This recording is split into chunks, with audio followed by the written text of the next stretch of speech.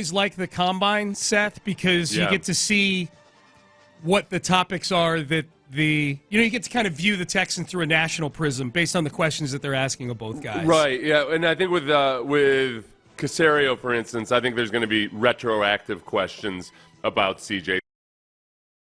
Stroud, of this, that, and the other thing, which is it'll be interesting because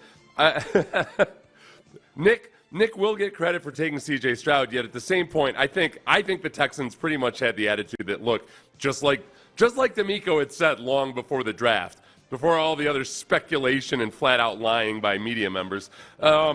I think they were going to take whichever quarterback was available to them. They had an opportunity to trade up to number 1, reportedly, but they thought it was too expensive. So they liked both those guys. They know it's a crapshoot, and they were going to take one of those.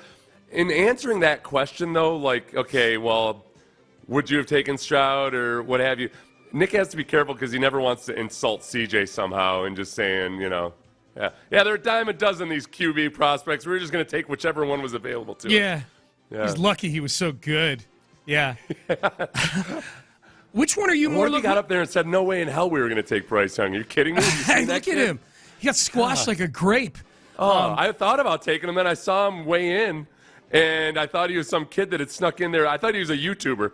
I thought it was a YouTube prank. I just didn't want to overreact and call security because then I know I'd have gone viral. That's right. So D'Amico noon on Tuesday, Nick Caserio noon on Wednesday. I don't know that we're going to carry those live or not during In the Loop, but I can promise you we'll have tons of audio from both of them. Number 2, so that's number 1, Caserio and D'Amico. Number 2, do any deals get done this week? I think that's what people need to remember. The Combine ostensibly is a place where a bunch of draft prospects are working out for 32 teams, but it's really a de facto summit meeting almost for the 32 teams, the front offices, and the various agents. It is a tamper fest, all kinds of tampering going on there. Florio's going to write at least 19 posts about that. Yes, the tampering that goes on, but nobody wants to talk about it. Except for me. No one's courage. No one's I'm the one that'll talk about the thing that nobody actually wants to read about either. The courage to bring it up on my website. I think that I would say for Texan fans that Dalton, for me at least, Seth, I'm thinking, okay, if anything could pop this week, what could it be? Yeah. I'm going to say Dalton Schultz. I would put Dalton Schultz at the top of my odds board. You know, we haven't mentioned this probably as much as we should have. The official salary cap figures came out of this weekend, and it was about $10 million higher than what people anticipated. It's up at $255 million. Yes, and they thought it was going to be around 245 or so, or at least a lot of people did. And I don't know how much maybe league insiders knew about this. There really weren't any leaks that said it was going to be more than it was. So there's a combination of like COVID revenue that had been put off, a bunch of new revenue streams from TV deals and gambling and all that have boosted the total amount of revenue. So that boosts the total amount of the salary cap. Because of that, I think there will be teams that were on the fence as to whether we could, franchise tag this guy or not, if it's going to be worth it. It fits in really nicely with, hey, that $10 million guy like Dalton Schultz, that covers 2/3 of what you'd have to pay him for the franchise tag. Yes. And I think that might very well work. Now, you pointed this out last night when we were texting, and I hadn't thought of this, you Scrooge. It's that this also means that other teams can franchise tag guys that maybe they weren't going to. Like Matabike, for instance, was the first guy I thought of, the defensive tackle for the Ravens.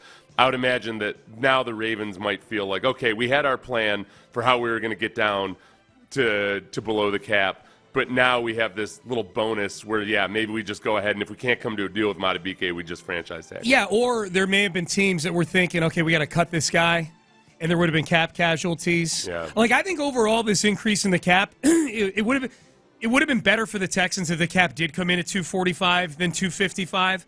Because keep in mind, everybody's getting this increase. It's not a team-specific thing. So I think there would have been more names out on the marketplace ultimately for the Texans, either via guys not getting franchise tagged or teams having to do more in terms of cutting guys to get under the cap. And now it just gives teams a little more flexibility to hang on to guys or to tag them. But that's a great point with Schultz, Seth. Like the amount that it looked like this was going to be $245, and the amount it wound up being is almost identical to the franchise tag for a tight end. It's $12 million for a franchise tag for the tight end, you know? So maybe we see something with Schultz, whether it's a deal or whether it's a tag this week. Yeah, the official numbers came out on Friday or Saturday. It ends. It's only $10.878 million this year for tight ends. So that's a bargain. I think my grandma would have paid that, and she grew up in the Depression for a tight end. Yeah, it's a relative pittance. She didn't let us throw away anything. She would have been like, yeah, pay Dalton. Sure, I got cash. That does feel low. That's what she used to say all the time. She did. Yeah, go pay Dalton. Give him cash. Pay Dalton, bitches. Mm-hmm. That's what she would say. Mm-hmm. Number 3, I don't think this combine's going to be nearly as, I'll call it, prospect centric for Texan fans. Like, I don't know if people are going to go out of their way to watch defensive linemen running around. Maybe you will. I do think people are going to watch the running back day for the Texans. But instead, Seth, I anxiously await the tweets of the Texans met with blank at the combine today. I like those. Those are fun. Yeah, you can't meet with everybody. You can only meet with so many guys. Yep. So, who do they choose to meet with? Yeah, man. I like that. Yeah. Texans meet with blank. Do you think that the Texans meet with any of the quarterbacks? They sure as hell aren't drafting any of them. But yes, they'll meet. Sorry, with any, yes, they will meet. Because in my mind, I'm thinking like, okay, what would there be a reason to meet with Caleb Williams or somebody? Not much, but I think with obviously the back tier guys, 100%. Okay. I think they choose to meet with some of those guys. Okay. Because those are you're always in need. You're always looking for a backup quarterback. Yeah. Look, Davis Mills is only under contract for one more year. Yep. Will they franchise tag him next year? I doubt it. Mills. I doubt the franchise tag is for Davis Mills for $30 million.